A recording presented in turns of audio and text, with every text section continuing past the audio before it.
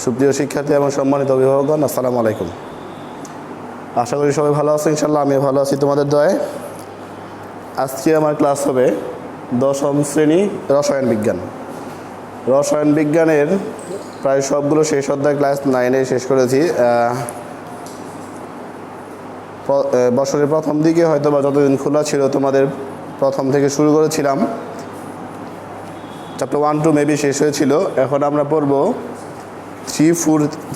Chapter 3 আর 4-এর কিছু important প্রশ্ন, যেগুলো বারবার প্রবলেম হয়। আমার ইনবক্সে অনেকে জানিয়েছে স্যার এই টপিকসগুলো একটু কাইন্ডলি বুঝাই দিবেন। আমি ওই বিষয়গুলোই তোমাদের বোঝানোর চেষ্টা করবো ইনশাল্লাহ।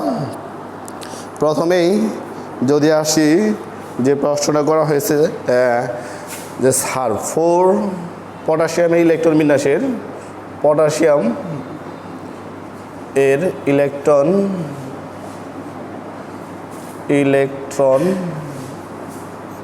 পটাশিয়ামের ইলেকট্রন বিন্যাসে যোজ্যতা ইলেকট্রনটি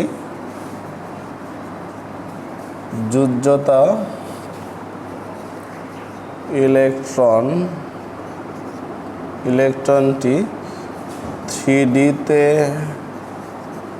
না গিয়ে 4s-এ যায় কেন? তোমরা যে প্রশ্নটা করেছিলে এর উত্তর অনেকবারই দেওয়া হয়েছে, তারপর আমি আবার বলছি। ভুর মতবাদ বা পরমাণু গঠন সম্পর্কে আমরা জানি যে একটা পরমাণুকে ভাঙলে 3টি জিনিস পাওয়া যায়: ইলেকট্রন, প্রোটন, নিউট্রন। এর মধ্যে ইলেকট্রন এবং প্রোটন সংখ্যা সমান, অর্থাৎ ইলেকট্রন সংখ্যা এবং প্রোটন সংখ্যা সবসময় সমান থাকবে, একটা পজিটিভ এবং একটা নেগেটিভ। আর ইলেকট্রনগুলা নর্মালি নিউক্লিয়াসের বাইরে বিভিন্ন কক্ষপথে ঘুরতে থাকে। কী করে? ইলেকট্রনগুলো নিউক্লিয়াসের বিভিন্ন কক্ষপথে ঘুরতে থাকে। তাহলে প্রথমে যদি আমরা বলি, এটা যদি পরমাণু নিউক্লিয়াস হয়, প্রথম কক্ষপথ, দ্বিতীয়, তৃতীয় কক্ষপথ। আরেকটা কথা বলছি, ইলেকট্রন বিন্যাস থেকে শিখতেছিলাম আমরা যে পরমাণুর ইলেকট্রন বিন্যাসের ইলেকট্রন সর্বপ্রথম সর্বনিম্ন কক্ষপথ পূর্ণ করে ক্রমান্বয়ে উচ্চতর শক্তি স্তরে প্রবেশ করে। নর্মালি তার প্রথম শক্তি স্তর, দ্বিতীয়, তৃতীয়, কিন্তু প্রত্যেকটা মূল শক্তি স্তরে বেশ কিছু উপশক্তি স্তর আছে। প্রথম শক্তি স্তর 1s, তৃতীয় শক্তি স্তর 2টা উপশক্তি স্তর আছে, 2s, 2p, 3 নাম্বার আছে 3s, 3p, 3d। এরকম উপশক্তি স্তরগুলো নিয়ে আমাদের প্রশ্ন। এদের পটাশিয়াম ইলেকট্রন বিন্যাসের যোজ্যতা ইলেকট্রনটি 3D-তে না গিয়ে 4s-এ যায় কেন? এখন দেখো, পটাশিয়ামের যোজ্যতা ইলেকট্রন কি? কোনো মৌলের ইলেকট্রন বিন্যাসের সর্বশেষ শক্তি স্তরে যত ইলেকট্রন থাকে তাকে বলা হয় যোজ্যতা ইলেকট্রন। তাহলে পটাশিয়ামের যোজ্যতা ইলেকট্রন, পটাশিয়ামের 19 নাম্বার এর ইলেকট্রন বিন্যাস হবে 1s2, 2s2, 2p6, 3s2, 3p6, এরপরে 3d, 4s। 10, 18 নিজে আছে 19, 18 পর্যন্ত আমাদের অলরেডি রাখা হয়েছে। এখন যোজ্যতা ইলেকট্রনটি কত হবে? 4s1, 3D-তে না গিয়ে 4s-এ যায় কেন? তাহলে যোজ্যতা ইলেকট্রন কোনটি? কোনো মৌলের ইলেকট্রন বিন্যাসের সর্বশেষ শক্তি স্তরে যে ইলেকট্রনটি থাকে তাকে বলা হয় যোজ্যতা ইলেকট্রন। তাহলে এই জায়গায় আমাদের যোজ্যতা ইলেকট্রন সংখ্যা কত? 1, অর্থাৎ গ্রুপ 1-এর মৌল। এখন প্রশ্ন হচ্ছে 3D-তে না গিয়ে 4s-এ যায় কেন? পরমাণু গঠনের যে মতবাদগুলো আছে এতে আমরা অলরেডি শিখছি যে বোর মতবাদ, রাদারফোর্ডের পরমাণু মতবাদ অনুসারে যে ইলেকট্রন প্রথমে কম শক্তি স্তর পূর্ণ করে ক্রমান্বয়ে উচ্চতর শক্তি স্তরে পূর্ণ করে। এখন 3D এবং 4s এর মধ্যে কোনটি অধিকতর শক্তিশালী, কোনটি মনে করো যে স্থায়ী, মানে কোনটি অধিকতর শক্তিশালী, এটা বোঝার জন্য একটা আউফবাউ নীতি আছে। বিজ্ঞানী আউফবাউ তিনি একটি সূত্রের সাহায্যে ব্যাখ্যা করছেন। সূত্রটা হচ্ছে n+l, যেখানে n হলো মূল শক্তি স্তর এবং l হলো উপশক্তি স্তর। এখন মূল শক্তি স্তর বিভিন্নগুলোর মধ্যে, মানে KLM এর মধ্যে উপশক্তি স্তর আমরা SPDF আছে। তাহলে কি বুঝলাম আমরা?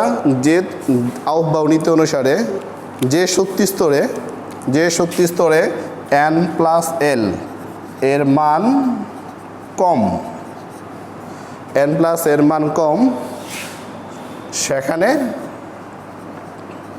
ইলেকট্রন আগে প্রবেশ করবে, সেখানে ইলেকট্রন আগে প্রবেশ করে।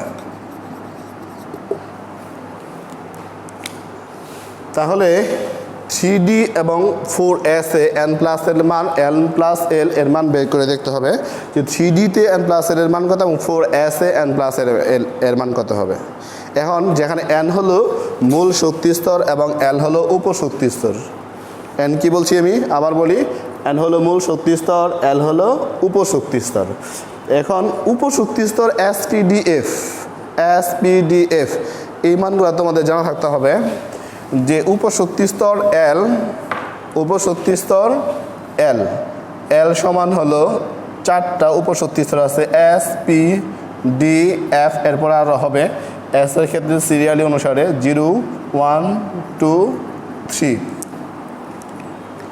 অর্থাৎ যদি উপশক্তি স্তর S এ থাকে আমাদের L এর মান ধরতে হবে 0, P থাকলে 1, T থাকলে 2 এবং F থাকলে কি ধরতে হবে 3, আর n তো মূল শক্তি স্তর। আমরা যদি এখন এই সূত্রের সাহায্যে এগুলো বের করি, তার 3D তে n প্লাস l এর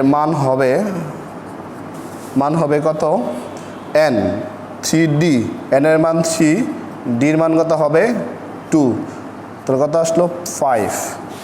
4s এ n প্লাস l এর মান হবে 4, n এর মান 4, s কত হবে 0, তার মানে 4।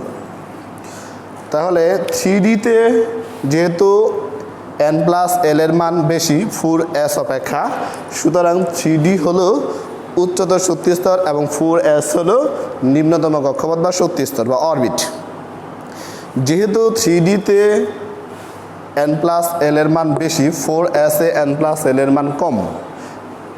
এই কারণে আউফবাউ নীতি অনুসারে পটাশিয়ামের সর্বশেষ ইলেকট্রনটি 3D তে না গিয়ে 4s এ প্রবেশ করবে। তাহলে আনসার লিখব। প্রথমে আমরা অবশ্যই আমি কি বললাম, যোজ্যতা ইলেকট্রন হচ্ছে কোনো মৌলের সর্বশেষ ইলেকট্রনটি যে স্তরে থাকে, অর্থাৎ সর্বশেষ ইলেকট্রনগুলো যে কক্ষপথে থাকে, সর্বশেষ শক্তি স্তর যে ইলেকট্রনটি থাকে তা বলা হয় যোজ্যতা ইলেকট্রন। আর যোজ্যতা ইলেকট্রনটি 3D তে না গিয়ে 4s এ যায় কেন, এটাই হচ্ছে আমাদের প্রশ্নের মূল ব্যাখ্যা। এটি আমরা জানি যে ইলেকট্রন প্রথমে নিম্নতম কক্ষপথ পূর্ণ করে ক্রমান্বয়ে উচ্চতর শক্তি স্তরে প্রবেশ করে, আর কোনটা শক্তি কম হবে কোনটা বেশি হবে এটা বোঝানোর জন্য মূলত আউফবাউ নীতি দিচ্ছেন। নীতিতে বলা আছে যে n প্লাস l এর মান যেখানে বেশি হবে উচ্চতম কক্ষপথ এবং n প্লাস l এর মান কম হলে নিম্নতম কক্ষপথ।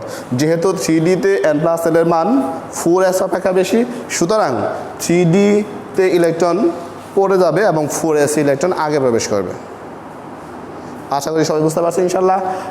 আচ্ছা, আমরা পরের প্রশ্ন আসি। আরেকটা প্রশ্ন করা হয়েছিল যে একটা প্রশ্ন করা হয়েছিল ইলেকট্রন বিন্যাসের ব্যতিক্রম, অর্থাৎ ক্রোমিয়ামের ইলেকট্রন বিন্যাস সাধারণ নিয়ম মেনে চলে না কেন। আমরা জানি প্রতিটি মূল শক্তিস্তর বা উপশক্তিস্তর যদি অর্ধপূর্ণ বা পূর্ণ হয় তখন নর্মালি ইলেকট্রনিকভাবে সে স্থিতিশীল থাকে। আমরা জানি যে হিলিয়াম ব্যতীত যেসব মৌলের সর্বশেষ শক্তিস্তর ইলেকট্রনগুলো এস এবং পি অরবিটাল পূর্ণ থাকে, ইলেকট্রনিকভাবে তারা সুস্থিত থাকে, স্থির থাকে, স্টেবিলিটি অর্জন করে। যেহেতু নিষ্ক্রিয় আর প্রত্যেকটা মৌলের টেন্ডেন্সি হচ্ছে ইলেকট্রন ত্যাগ বা গ্রহণের পরে আমরা নিষ্ক্রিয়তা গ্যাসের ইলেকট্রন বিন্যাস অর্জন করতে চাবে। এ কারণেই মূলত ক্রোমিয়াম এর ইলেকট্রন বিন্যাস সাধারণ নিয়মের ব্যতিক্রম, কারণ ক্রোমিয়াম 24 ইলেকট্রন বিন্যাস 1s2 2s2 2p6 3s2 3p6 3d এবং 4s। সাধারণ নিয়ম অনুসারে 4s এর 2 20 এটা 4 হওয়ার কথা 4, কিন্তু পি এবং ডি অরবিটাল তৃতীয় শক্তি স্তরে পি এবং ডি অরবিটাল যদি পূর্ণ বা অর্ধপূর্ণ হয় তখন ইলেকট্রনিকভাবে সে অরবিটালগুলো বা মৌলগুলো স্থিতিশীল থাকে। ইলেকট্রন অর্ধপূর্ণ হওয়ার জন্য স্থিতিশীল থাকে, অর্থাৎ ইলেকট্রন দিতেও যাবে না বা নিতেও যাবে না, এরকম একটা টেন্ডেন্সি বের করবে। এরপরে যেহেতু ডিতে সর্বোচ্চ থাকতে পারে কত, 3Dতে থাকতে পারে আমাদের 10, এখন আছে কত 4 আর 5, এই 10 আর 5 থাকলে ইলেকট্রনিকভাবে সে সুস্থিতি অর্জন করবে, ইলেকট্রনিকভাবে সে নিষ্ক্রিয়তার আচরণ করবে। এখন এই যে নিষ্ক্রিয়তা অর্জনের জন্য প্রত্যেকটা মৌল যেহেতু প্রত্যেকটা মৌলের টেন্ডেন্সি হচ্ছে আমি নিষ্ক্রিয় থাকবো, প্রয়োজনে কাউকে নিব বা দিব। এখন এই কারণেই সুস্থিতি বা স্থির থাকার জন্য 4s থেকে ইলেকট্রন নিয়ে 3D5 পূর্ণ করবে, অর্থাৎ কি অর্ধপূর্ণ করবে। তাহলে আমরা কি বুঝলাম যে 3D উপর শক্তি স্তর D 10টি ইলেকট্রন থাকতে পারে, কিন্তু সাধারণ নিয়ম অনুসারে 4s এ 2টি হলে ডিতে 4টি ইলেকট্রন থাকে। যেহেতু ডিতে 4টি ইলেকট্রন থাকে তাহলে ইলেকট্রনিকভাবে সে কী থাকে, ইলেকট্রনিকভাবে সে স্থিতিশীল বা স্টেবিলিটি অর্জন করতে পারে না। স্টেবিলিটি বা সুস্থিত বা স্থির থাকার জন্য মূলত নিষ্ক্রিয়তা আচরণ করার জন্য 4s থেকে একটি ইলেকট্রন নিয়ে অর্ধপূর্ণ 3D পূর্ণ করে, আর অর্ধপূর্ণ করার জন্য মূলত 4s থেকে একটি ইলেকট্রন নিয়ে 3D5 হবে। যেহেতু নর্মাল নিয়ম অনুসারে n থেকে একটি ইলেকট্রন ডিতে প্রবেশ করে 3D অর্ধপূর্ণ করে, এই কারণেই ক্রোমিয়ামের ইলেকট্রন বিন্যাসটি সাধারণ নিয়মের ব্যতিক্রম।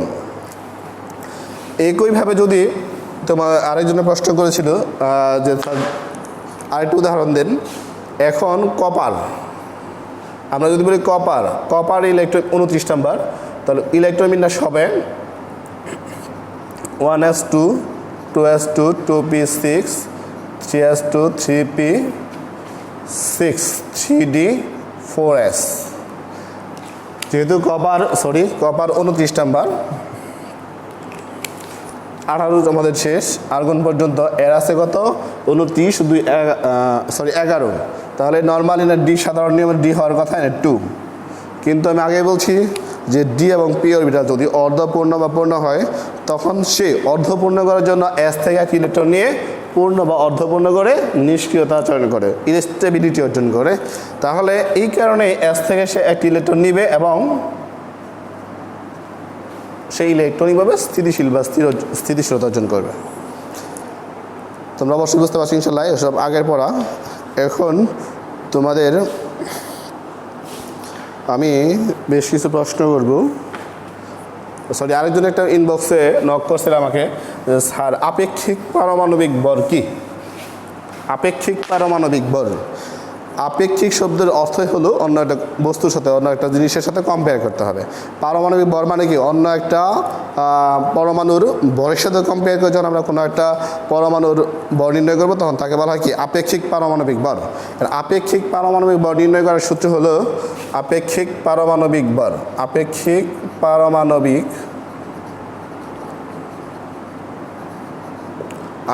পারমাণবিক ভর সমান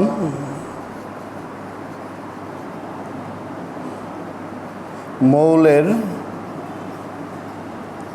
একটি পরমাণুর ভর, মৌলের একটি পরমাণু ভর বাই কার্বন 12 আইসোটোপের 1/12 অংশ, অর্থাৎ 1.66 × 10⁻⁻24 এত।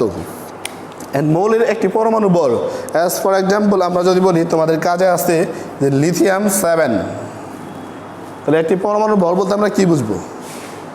একটি পরমাণু ভর বলতে বোঝায় মূলত ইলেকট্রন, প্রোটন এবং নিউট্রনের মোট যে ভর, একে বলা হয় কি একটি পরমাণুর ভর। তাহলে লিথিয়াম 7 এর ভর সংখ্যা কত আছে এখানে?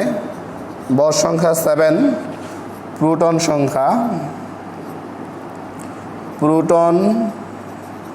সংখ্যা লিথিয়াম 3, এরকমভাবে ইলেকট্রন সংখ্যা 3 হবে। সুতরাং নিউট্রন সংখ্যা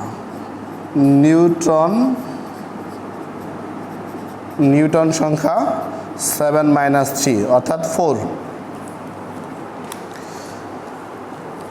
এই আপেক্ষিক পারমাণবিক ভর নির্ণয় করতে হলে তোমাদের একটি মৌলের একটি পরমাণু যে মূল কণিকা আছে 3টি, ইলেকট্রন প্রোটন নিউট্রন প্রত্যেকটার প্রকৃত ভর মুখস্থ থাকতে হবে, তোমাদের জানা থাকতে হবে। একটি প্রকৃত ভর নির্ণয় করতে পারলে আমরা কী করতে পারবো, আপেক্ষিক পারমাণবিক ভরটা বের করতে পারবো। আমরা একটি মোড়ে পরমাণুর বা প্রকৃত ভরটা কেমনে বের করবো? প্রকৃত ভর বলতে আমি যদি এখন এনে বলি যে লিথিয়াম এর মোট ভর বা প্রকৃত ভর কত হবে, এটা বের করব। এর প্রকৃত ভর বের করার আগে আমি একটা জিনিস তোমাদের কম্পেয়ার করব, শেয়ার করব। এটা হচ্ছে একটি প্রোটনের প্রকৃত ভর হচ্ছে 1.673 ইন্টু 10⁻²৪। এখানে যেহেতু প্রোটন 3টা আছে, তাহলে 3টি প্রোটনের ভর কত হবে, অবশ্যই 3 দিয়ে গুণ করতে হবে। আবার এখানে লিথিয়াম একটি নিউটনের ভর, আমরা জানি পরমাণু নিউক্লিয়াসে থাকে প্রোটন আর নিউট্রন। রাদারফোর্ডের স্বীকার্য অনুসারে নিউক্লিয়াসে পরমাণুর সমস্ত ভর পুঞ্জীভূত অবস্থায় থাকে, একত্রিত অবস্থায় থাকে। যেহেতু ইলেকট্রনগুলো নিউক্লিয়াসের বাইরে এবং প্রোটন ও নিউট্রন অপেক্ষা ইলেকট্রনের প্রকৃত ভর খুবই কম, এই কারণে একটি মৌলের প্রকৃত ভর নির্ণয় করতে মূলত ইলেকট্রনের ভরকে বাদ দিয়ে হিসাব করা হয়। গাণিতিক সুবিধার জন্য হোক কিংবা একটা মৌলের প্রকৃত ভর নির্ণয় করতে, যেহেতু আমাদের অরবিট বা কক্ষপথে ইলেকট্রন থাকে এবং নিউক্লিয়াসের বাইরে অবস্থান করে, আর রাদারফোর্ড পরমাণু মডেল অনুসারে সমস্ত ভরটা পুঞ্জীভূত অবস্থা থাকে কোথায়, নিউক্লিয়াসে। যেহেতু নিউক্লিয়াসে প্রোটন এবং নিউট্রন থাকে, তাহলে প্রোটন এবং নিউট্রনের ভরটাই হচ্ছে মূলত পরমাণুর প্রকৃত ভর। এখন লিথিয়াম পরমাণুতে প্রোটন আছে 3টি, একটি পরমাণুর প্রকৃত ভর যদি 1.673 হয় ইন্টু 10⁻²৪, তাহলে 3টি পরমাণু প্রোটনের ভর হবে 3 দিয়ে গুণ হবে। একইভাবে একটি নিউটনের ভর 1.675 ইন্টু 10⁻²৪। তাহলে আমাদের নিউটন কত আছে, আমি আগে তোমাদের দেখাইছি 4টি নিউটনের ভর কত হবে 4। আমি আগেই বলছি ইলেকট্রনের ভরটা বের করা দরকার নাই, একটি ইলেকট্রনের ভর কত হবে 9.11 ইন্টু 10⁻²৮। এখন প্রোটন এবং নিউট্রন থাকে পরমাণু নিউক্লিয়াসে। রাদারফোর্ড পরমাণু মডেল অনুসারে যে পরমাণু নিউক্লিয়াসে সমস্ত ভর পুঞ্জীভূত থাকে বা একত্রিত থাকে। যেহেতু পরমাণু নিউক্লিয়াসে সমস্ত ভর থাকে, তাছাড়া প্রোটন এবং নিউট্রন অপেক্ষা ইলেকট্রনের ভর খুবই কম, তাই একটি পরমাণুর প্রকৃত বা মোট ভর বের করতে হলে ইলেকট্রনের ভরকে বাদ দিয়ে হিসাব করতে হবে। রাদারফোর্ডের পরমাণু মডেল অনুসারে কোনো মৌলের প্রকৃত ভর নির্ণয় করতে প্রোটন এবং নিউট্রনের ভর যোগ করতে হবে সমষ্টি, এতে যেহেতু ইলেকট্রন থাকে ইলেকট্রনের ভরটা বাদ দিয়ে হিসাব করতে হবে। তাহলে লিথিয়াম 7 এর মোট ভর হবে কত, লিথিয়ামের 3টি প্রোটন, তাহলে 3 ইন্টু 1.673 ইন্টু 10⁻²৪ যোগ নিউটন 4 আছে 4 ইন্টু 1.675 ইন্টু 10⁻²৪, অর্থাৎ এই যোগ করতে হবে, প্লাস যোগ করে আমাদের নিয়ে আসতে হবে। এরপরে আপেক্ষিক পারমাণবিক ভর, কার্বন 12 আছে, ডুবের 1/12 অংশ। 1/12 অংশের মান আমি আগে তোমাদের দেখাইছি, অলরেডি লিখে দিছি। এরপরে সূত্রের সাহায্যে আমরা আপেক্ষিক পারমাণবিক ভর বের করে ফেলবো।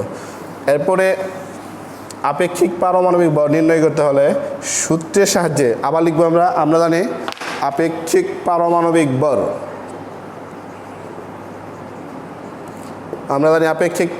ভর, সমান মৌলের একটি পরমাণুর প্রকৃত ভর বাই কার্বন 12 আছে, ডুবের 1/12 অংশ, অর্থাৎ 1.66 ইন্টু 10⁻²৪। এরপরে আমাদের প্রোটন আর নিউট্রন সংখ্যার সমষ্টিকে এই 1.66 ইন্টু 10⁻² দিয়ে ভাগ করে আপেক্ষিক পারমাণবিক ভর চলে আসবে। আমাদের কাছে ক্যালকুলেটর নয়, অবশ্যই তোমরা করবে ইনশাল্লাহ। আরেকটা প্রশ্ন আমার ইনবক্সে আসছিল, যোজনী কাকে বলে? যোজনী পড়তে হলে তোমাদের যোজ্যতা ইলেকট্রন জানতে হবে। যোজ্যতা ইলেকট্রনকে আমরা পড়ছিলাম যে গ্রুপ 1-এর মৌল, গ্রুপ 2-এর মৌল, অর্থাৎ কি ক্ষার ধাতু, মৃৎক্ষার ধাতু, হ্যালোজেন, এরকম বেশ কিছু মৌল আছে যেগুলো সর্বশেষ শক্তি স্তরে, কথার কথা সোডিয়াম, এর ইলেকট্রন বিন্যাস কত আছে 1s2 2s2 2p6 3s1 অর্থাৎ সোডিয়াম 11 নম্বর।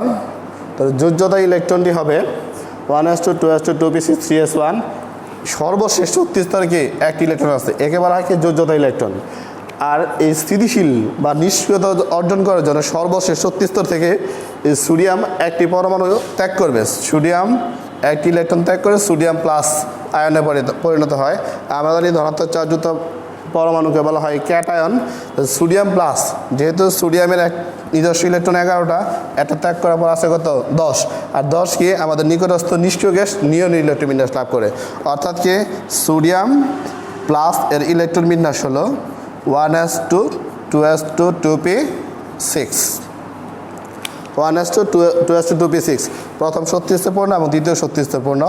এই কারণে মূলত যেহেতু সোডিয়াম একটি ইলেকট্রন ত্যাগ করে নিকটস্থ নিষ্ক্রিয় গ্যাস নিয়নের ইলেকট্রন বিন্যাস লাভ করে, এই কারণে সোডিয়ামের যোজনী হবে 1। এরকম ক্ষার ধাতুগুলো অর্থাৎ গ্রুপ 1 এর সকল ধাতুগুলো যোজনী কত হবে 1। একইভাবে ম্যাগনেসিয়াম 2টি ইলেকট্রন ত্যাগ করে ম্যাগনেসিয়াম +2 আয়নে পরিণত হয়। তাহলে যেহেতু ম্যাগনেসিয়াম 2টি ইলেকট্রন ত্যাগ করে নিকটস্থ নিষ্ক্রিয় গ্যাস ইলেকট্রন বিন্যাস লাভ করে, এই কারণে ম্যাগনেসিয়ামের যোজনী কত হবে 2। একইভাবে 17 নং অর্থাৎ কি হ্যালোজেন মৌল ফ্লোরিন ক্লোরিন ব্রোমিন, কথা ফ্লোরিন একটি ইলেকট্রন গ্রহণ করে নিকটস্থ নিষ্ক্রিয় গ্যাস ইলেকট্রন বিন্যাস লাভ করে F- আয়নে পরিণত হয়। যেহেতু F- অর্থাৎ ইলেকট্রনিকভাবে স্থিতিশীল বা স্টেবিলিটি অর্জন করার জন্য মূলত কোনো পরমাণুর সর্বশেষ শক্তি স্তর থেকে যতটা ইলেকট্রন গ্রহণ বা বর্জন করে নিকটস্থ নিষ্ক্রিয় গ্যাস ইলেকট্রন বিন্যাস লাভ করে তাকে বলা হয় যোজনী। অর্থাৎ সর্বশেষ শক্তি স্তরের সংখ্যাটাই হচ্ছে তার যোজনী। এরপর আরেকটা প্রশ্ন আসছিল আমার ইনবক্সে যে স্যার কাইন্ডলি বলবেন যে গ্রুপ ও পর্যায় সংখ্যা নির্ণয়। আমরা জানি কোনো মৌলের ইলেকট্রন বিন্যাস হচ্ছে পর্যায় সারণীর মূল ভিত্তি, তোমরা ক্লাসে দেখছো অলরেডি। এর পর্যায় সংখ্যা এবং গ্রুপ সংখ্যা নির্ণয় করতে হলে তোমাদের পর্যায় সারণীর সম্পর্কে ধারণা থাকতে হবে। আমরা জানি পর্যায় সারণীতে 7টি পর্যায় এবং 18টি গ্রুপ আছে। এর মধ্যে প্রথম পর্যায়ে মাত্র 2টি মৌল আছে, হাইড্রোজেন এবং হিলিয়াম 1 এবং 2 নাম্বার।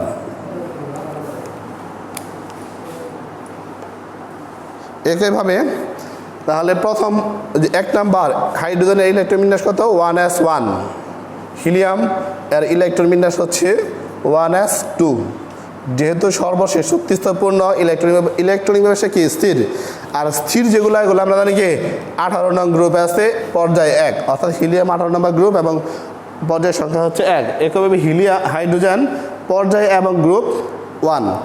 এভাবে দ্বিতীয় ও তৃতীয় পর্যায়ের ক্ষেত্রে দ্বিতীয় এবং তৃতীয় পর্যায়ের ক্ষেত্রে গ্রুপ সংখ্যা নির্ণয় করতে হলে তোমাদের যোজ্যতা ইলেকট্রন যদি 2 অথবা 1-এর চেয়ে বেশি হয় তাহলে গ্রুপ সংখ্যা নির্ণয় করার সময় তোমাদের 10 যোগ করতে হবে, অর্থাৎ 10 যোগ করে গ্রুপ সংখ্যা নির্ণয় করতে হবে। আমি আবার বলছি কোন কোন পর্যায়ের ক্ষেত্রে, পর্যায় 2 এবং পর্যায় 3। মনে করো যে অ্যালুমিনিয়াম এর ইলেকট্রন বিন্যাস কত হবে 1s2 2s2 2p6 3s2 3p1। তাহলে যোজ্যতা ইলেকট্রন কতগুলো আছে 1s2 3p1। তাহলে যোজ্যতা শক্তি স্তরে ইলেকট্রন সংখ্যা হচ্ছে 3। আমরা জানি কি দ্বিতীয় ও তৃতীয় পর্যায় সংখ্যা যদি দ্বিতীয় এবং তৃতীয় থাকে, তাহলে যোজ্যতা স্তরে যদি ইলেকট্রন সংখ্যা 2-এর চেয়ে বেশি হয় তাহলে গ্রুপ সংখ্যা নির্ণয় করতে হলে 10 যোগ করতে হবে। অর্থাৎ তাহলে অ্যালুমিনিয়াম এর পর্যায় সংখ্যা কত নম্বর পর্যায় হবে পর্যায় 2 এবং অ্যালুমিনিয়াম এর গ্রুপ হবে গ্রুপ 2 যোগ 1 3 3 আর যোগ 10 অর্থাৎ 13 নম্বর গ্রুপে হবে। এর কোন কোন পর্যায়ের ক্ষেত্রে পর্যায় 2 এবং 3। একইভাবে 4 এবং 5 পর্যায়ের ক্ষেত্রে যোজ্যতা স্তর ইলেকট্রন সংখ্যা প্লাস তার পূর্বে ডি অরবিটাল ইলেকট্রন সংখ্যা যোগ করে গ্রুপ সংখ্যা নির্ণয় করতে হবে। কি আবার বললাম যোজ্যতা স্তর ইলেকট্রন সংখ্যা বললাম যে আমি যদি বলি আয়রন বা chromium, iron Fe 26 number, electron বিন্যাস কত 1s2 2s2 2p6 3s2 3p6। এরপর ইলেকট্রন 3d4s 26। তাহলে 20 আর দিতে যাবে কত আমাদের 6। এখন যোজ্যতা স্তর ইলেকট্রন কত আছে আমাদের 4 S যোজ্যতা শক্তি স্তর, ইলেকট্রন সংখ্যা হচ্ছে কত 2। এখন পর্যায় সংখ্যা হবে এই 2। তাহলে Fe এর পর্যায় সংখ্যা কত আছে আমাদের 4। তাহলে Fe বা আয়রন এর গ্রুপ সংখ্যা কত হবে বলছি যে 4 নম্বর এবং 5 নম্বর পর্যায়ের ক্ষেত্রে গ্রুপ নির্ণয় করতে হলে যোজ্যতা স্তর ইলেকট্রন প্লাস তার পূর্বে ডি অরবিটাল ইলেকট্রন যোগ করতে হবে। তার যোজ্যতা ইলেকট্রন সংখ্যা এখানে কত আছে আমাদের 2, ডি অরবিটাল কত আছে 6, যোগ করলে হবে 8। অর্থাৎ চতুর্থ পর্যায়ে 8 নম্বর গ্রুপে আয়রন অবস্থিত। যদি চ্যাপ্টার 2 এবং 3 আরও কোনো প্রবলেম থাকে আমার ইনবক্সে জানাবো অবশ্যই ইনশাল্লাহ। এরপরে তোমাদের